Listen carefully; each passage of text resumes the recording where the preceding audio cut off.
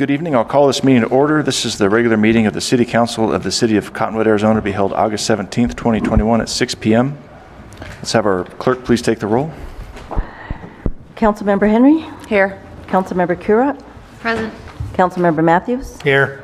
Councilmember Naren? Here. Councilmember Wilden? Here. Vice Mayor Halse? Here. Mayor Linsky? Here.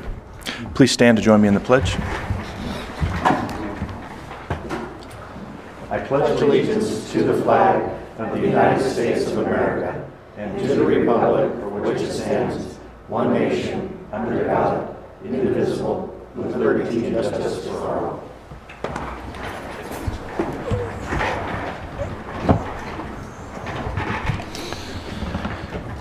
All right, next is a brief summary of current events by the mayor, city council, and/or city manager. The public body does not propose, discuss, deliberate, or take legal action on any matter brought up during the summary unless the specific matter is properly noticed for legal action. Any council members with anything to report this evening? No? Well, is someone going to talk about the ribbon cutting for the park? I didn't want to mention it if... I was going to if nobody else Go ahead, Jackie. Go ahead. Well, I was just going to say that several of us attended the ribbon cutting for the kids' park. That was last Friday, right?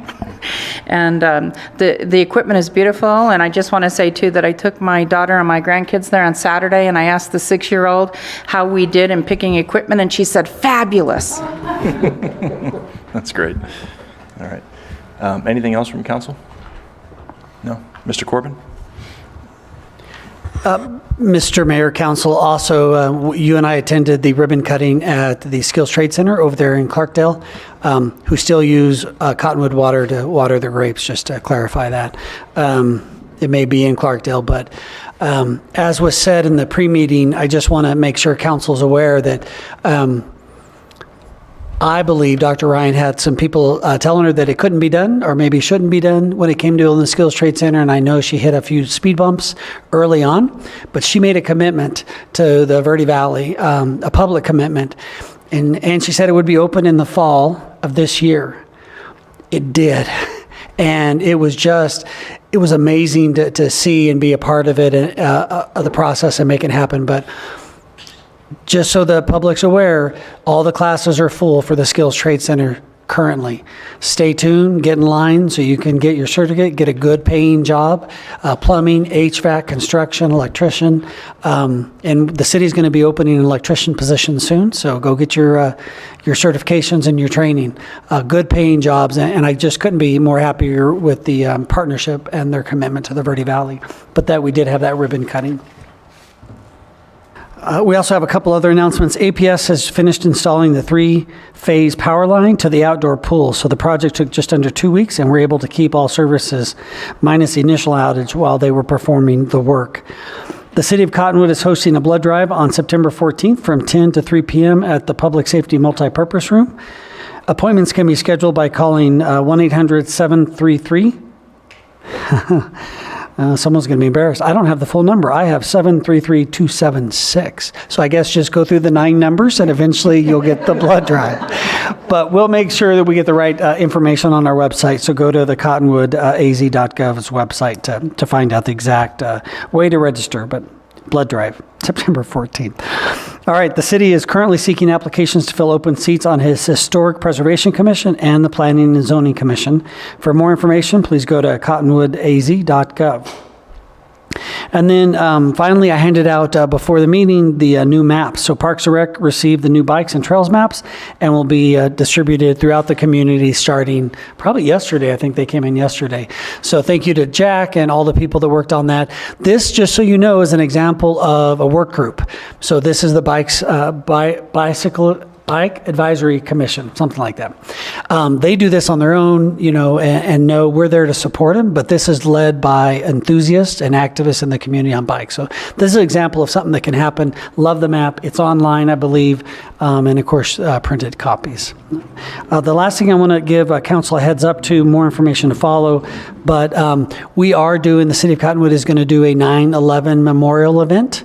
So if you're going to be in town and want to participate, just kind of save some time.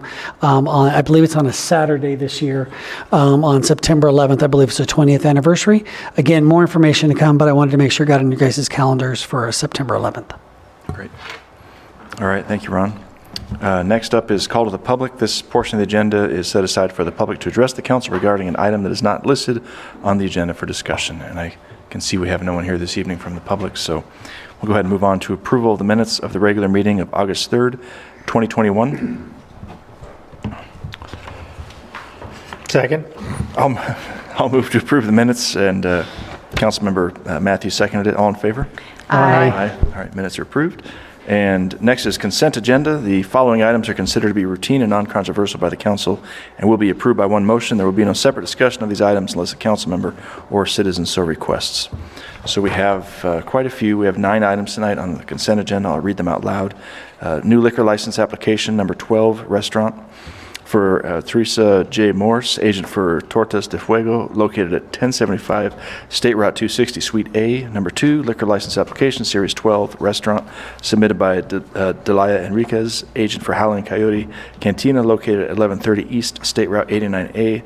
Item 3 is special event liquor license application, submitted by Christian Oliva del Rio, applicant for the Cottonwood Chamber of Commerce, for a chamber mixer scheduled for August 19th, 2021 at the House of Ruth, located at 1198 East Mingus Avenue.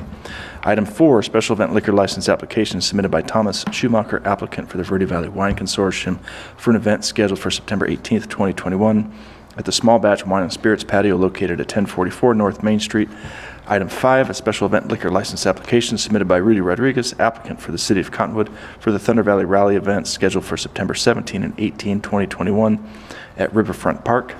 Item 6, application for a temporary extension of premises patio liquor license permit submitted by Tamara Morgan for that brewery located at 300 East Cherry Street, Building B, for an event scheduled for November 6, 2021.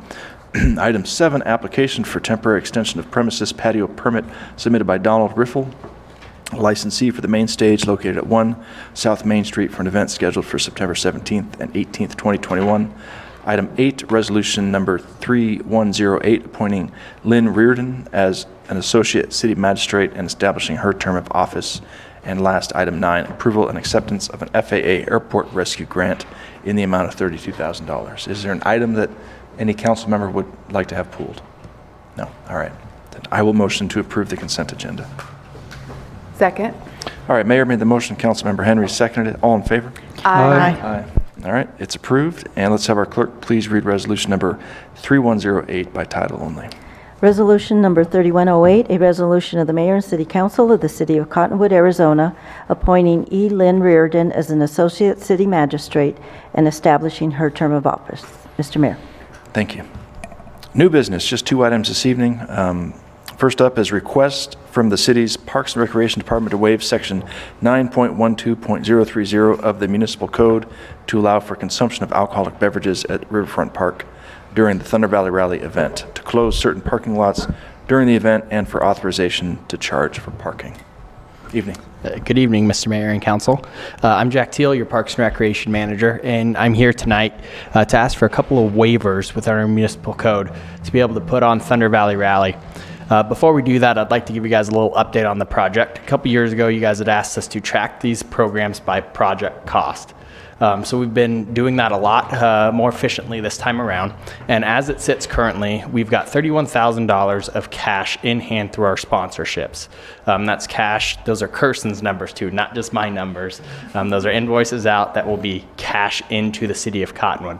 In addition to that, we have $15,000 of vendor fees already in hand. And those are important numbers, and I bring them up because my goal through this program is to create revenue streams to offset some of our expenditures. So for instance, I always try through our sponsorships to offset the productions cost for the event. So our staging and productions and stuff came in at about $29,000. So my goal through our sponsorships was to create enough money, revenue through that system to offset our productions cost. I always try to use our vendor fees to offset our cost for AGM, for our generator contract. So both of those are looking really well as we sit here right now. We have just under 100 pre-sale tickets sold, which equates to just under $2,000. It was $1,900 or $1,850, 60 bucks, whatever that equated to. It's $20 tickets for the weekend, and it's the first time we can tell you that we have tickets on sale in advance pre-sale that you can just hop online. We capture that money right then and there and have those ticket sales. It's also super important because one of the things I'm trying to do with the program is narrow in the city staff's focus on what we're trying to do and keep our efforts consolidated to one area, while partnering with private organizations to help with the event. So an example of that is working with that brewery and Main Stage to do daytime activities, so that way we can open our event at 4 o'clock rather than 1 o'clock. By having private business get involved, we can help drive traffic throughout the community, partner with those other organizations, still bring people to the area, but narrow our scope. And the ticket sales is super important because I wanted to limit the cash handling we had down at the park. So if we can capture all those ticket sales in advance, we don't have to reconcile all that cash at the facility. So those are just some of the things we're doing with the program. It's all lining up really nicely. We're getting all of our contracts signed and everything's looking good on the program. And tonight, I'm here to ask you for a waiver of a couple of the things for us. So just a minute ago, you guys approved our special event liquor license for the event, and now I need a waiver to be able to serve alcohol at the parks. So that's one of the things we're bringing to you. And then another part is to help offset some of our expenditures. We're trying to create as many revenue streams as we can, and that entails charging for parking at some of those locations at Riverfront Park. So we're asking tonight for the use of those parking facilities, as well as the ability to charge a fee for parking there during the event time. And with that, I'd open it to any questions to you guys. Actually, I take that back. I want to step back one more second. Another group we're partnering with is Old Town Association. So they'll be doing some daytime activities down here in Old Town. One of the things they'd like to do is restrict parking on the west side of Main Street between Pima and Cactus for motorcycles only. So in your guys' packet, you guys have this cool, handy little flyer. That kind of shows you what they plan on putting out there. That would be an effort in coordination with Thunder Valley Rally, but put on through the Old Town Association. So they plan on having live music and a couple of their local businesses down here, having people mill through town throughout the day with motorcycle parking restricted to the one side of the street. And then as the event takes off at Riverfront Park, we'd open all that parking back up with the hope that everybody would filter over to the park for us. And with that, now I'd accept any questions or anything you guys may have for me. Excellent. Questions for Mr. Teal? Have you locked down the entertainment, and how tough has that been to get? We have, and Councilmember Wendlandt, it's been a little bit different this year because we haven't gone with a big national act. In years prior, we've done a huge national act, and to put that into perspective, in 2019, I think our national act cost $45,000. So far, my band lineup is less than $15,000 for the 2 days. So that puts it really into relevance on what we're doing this year as compared to what we've done in 2019. They all are lined up. We have a contract in place for all of them. We're just working through some of the details and their riders that they ask for. Mr. Mayor, who are they? Yeah, off the top of my head, I can tell you our headliners for Friday night is Smells Like Nirvana, and our headliners for Saturday night is Mogion, and then each night has a really good undercard. We tried to keep it really regional and not go super far out for a couple different reasons. One, we wanted to make this more about a music festival this year, a music festival type theme, but also if we ended up getting into a lot of COVID restrictions or traveling, we didn't want to get in a scenario where people couldn't leave a specific state to get here, and then now, even though we have a contract in place, there's no way that this band is going to make it to our event. So we really tried diligently to make sure that we are regional on what we were doing, focused on our efforts, so that way we can still pull it off if we were to hit any speed bumps or hiccups in the road. Great. Mayor, I just had 3 brief questions, if I can proceed. First, I wanted to thank you and the department for really narrowing the scope and also pivoting with some of the budgetary concerns and the, like you just touched on, the contract issue and concern about if we do have these bookings, what does that mean if we have to cancel and or look at a worst case scenario. But you're asking tonight for us to waive the prohibition on glass containers at the park. Can you take a little bit of time? I know 2 years ago there were folks that were concerned about lack of wine sales. We're branded as the heart of Arizona wine country, but there was a concern there. But can you also perhaps talk for the sake of the public about the request to waive that glass and then some of the instructions to the bars with regard to glass containers before we vote on that? Absolutely, and I think that's a very fair and valid question. So in regards to the glass, the only people who will be handling glass will be our bar sale companies, and that's because a lot of the spirituous liquors and the wine come in glass bottles. So that's the only option we have available to us. And then when we serve it outwards to the public, those will all be in, I don't want to say a red Solo cup. I'd like to think we're a little fancier than a red Solo cup, but in plastic containers and things of that nature. So the public should not be handling any glass containers throughout the event at all. That would be purely just something that allows our bar company to be able to get those onto the site and handle them there within our rules and regulations. In regards to your comments about wine, that is a very big thing that we have tried to focus on, Parks and Rec, is making sure that all of our events that align with it include wine. So we've been working really closely with the Wine Consortium, and originally the plan was to have them at the park as well. And then the Wine Consortium decided they'd like to do their event down here in Old Town. So we will have wine here in Old Town, just at the north end of the street. And because they're doing it here, that takes out their availability to do it at the park. So we're working with EPI, who's our distributor, to make sure that we have wine there on site that we can serve outward to the public. As the heart of Arizona's wine country, it's important we have that element there. I appreciate that. So we're not going to be seeing glass bottles, broken and trash debris and a hazard there. We should not, council member. And we are going to try to keep the wine local too, so that way the ones that we do have are the ones that you'd be able to get here as well.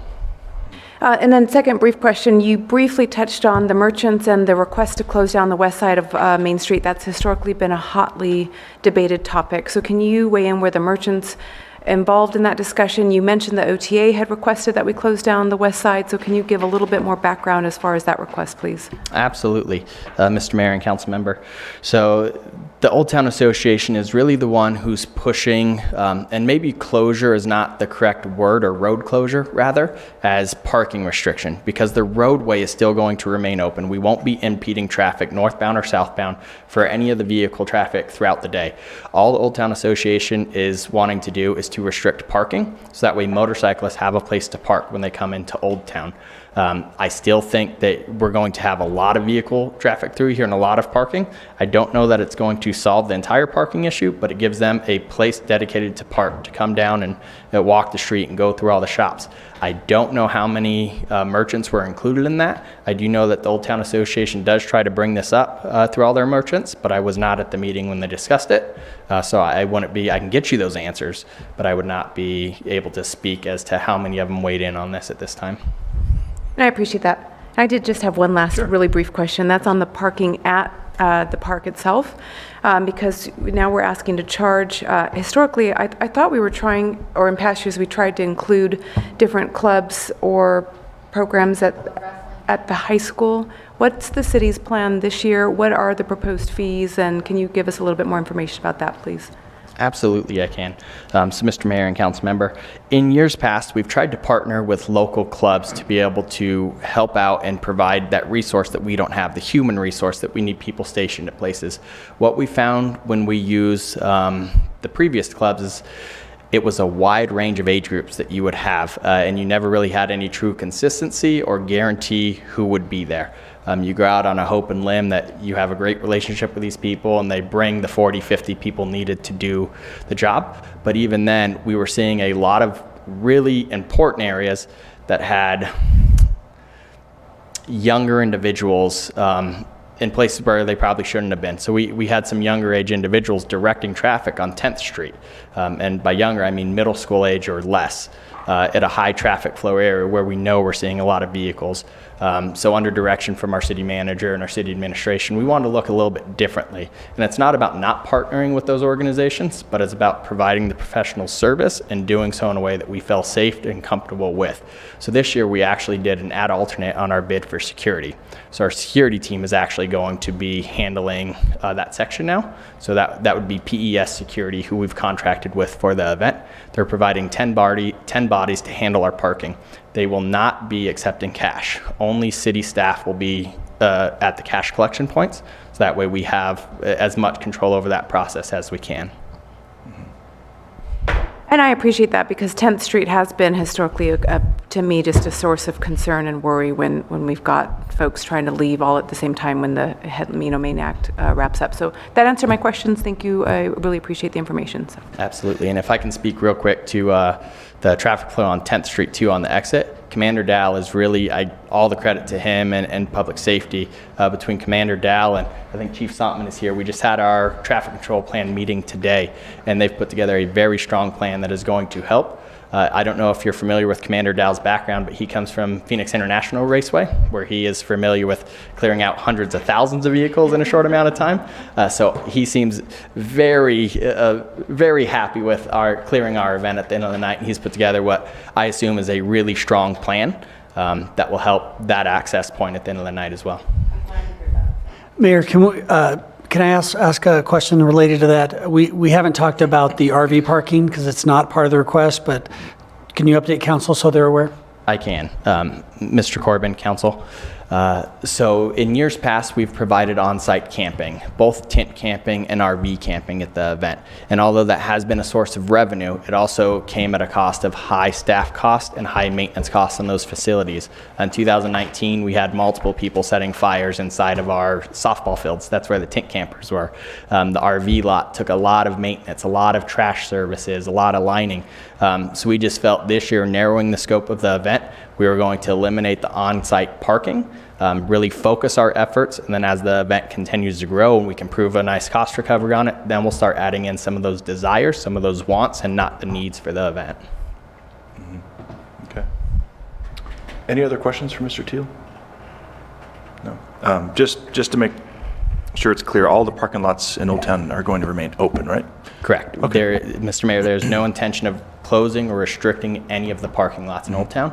It would be purely just the west side of Main Street between Pima and Cactus Street. And that would be from 12 to 4 p.m. Friday and 8 a.m. to 5 p.m. on Saturday. Right. That's just a parking restriction, just for motorcycles only. Yeah. Correct. Yes, Mr. Mayor, and to follow up on Councilmember Henry's question, this is driven by the Old Town Association. And I have not asked Mrs. Garrison specifically this time, but I've made it clear that if they're going to request something in Old Town parking restrictions, that they check with all of the storefronts that are on that street. So we'll follow up to make sure that she's followed up with the storefront owners on there. It is, again, it's part of our event, but this is their event. They're running all of this, and so this came at the request of the businesses, not us. Okay, great. Well, like Councilmember Henry said, I think it's clear you've taken a step back to really find out discover ways to involve our local merchants even more in this event. So it sounds like you have a good plan to make sure it's as successful as possible. So thank you for that. My pleasure. Yes. I move to allow alcohol in glass containers at Riverfront Park during Thunder Valley Rally, notwithstanding any city rule, regulation, or policy to the contrary, and to authorize staff to charge for parking. Second. All right, Councilmember Wilden made the motion and Vice Mayor Holst seconded. Roll call vote, please. Councilmember Henry? Yes. Councilmember Curott? Yes. Councilmember Matthews? Yes. Councilmember Naren? Yes. Councilmember Wilden? Yes. Vice Mayor Halls? Yes. Mayor Alinsky? Yes. Motion carried. Great. Thank you, sir. Thank you all. All right, next is discussion, consideration, and possible reinstatement of the temporary employee and family medical leave policies adopted in accordance with the Families First Coronavirus Response Act for the period July 1, 2021 through December 31, 2021. Good evening, Mayor and Council. I'm Kirsten Lennon, the Financial Services Director, currently acting as Interim Human Resources Manager. We had brought to you extending the family medical leave, COVID leave, in, I think it was June, because it expired. December. It expired. The act that the feds had put into place for the family medical leave was no longer effective, so we asked to extend it to June.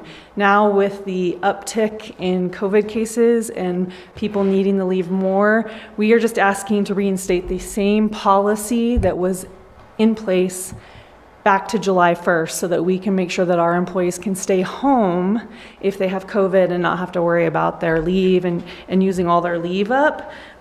It's currently, for that leave, it's your first 80 hours or 2-week period is free, you get those hours, and then after that, it's 2/3 is covered by the city and 1/3 is covered by your own personal leave, and it just helps out our employees so that we know that they stay home until they're fully healthy and they don't come back and infect anyone else. And we'd like to extend it to December 31st, hoping that that helps out with this area of this Delta spike and that we can then go back to our normal sick policy. All right. Council, any questions? Go ahead. Have there been any issues that you know of that might that have changed things or that we could improve on that? There hasn't been really any issues. I think that this leave has really helped a lot of people that were really close to running out of sick leave when it happened. Again, of course, the COVID is reoccurring, and so we've had a few more cases. So we need to make sure that all of our employees can stay home if they need to. Mr. Mayor, if I can add, we've had a couple new employees, so they don't have any sick leave on the books. Either come down with COVID or had a significant exposure where they were required to stay home. They would have gone out, they would go without pay. And so this is a good thing, I think. Remember, regular FMLA isn't necessarily paid leave, so this guarantees them paid leave. Also, some people are required to stay home. We don't want people not to tell us the truth.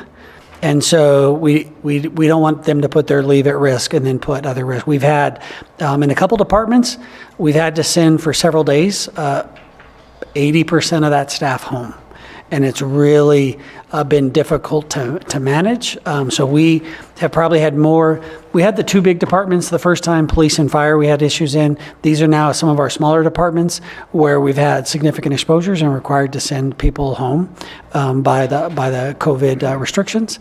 So this would just, help them make sure that they get paid and that they continue to communicate with us when they're exposed.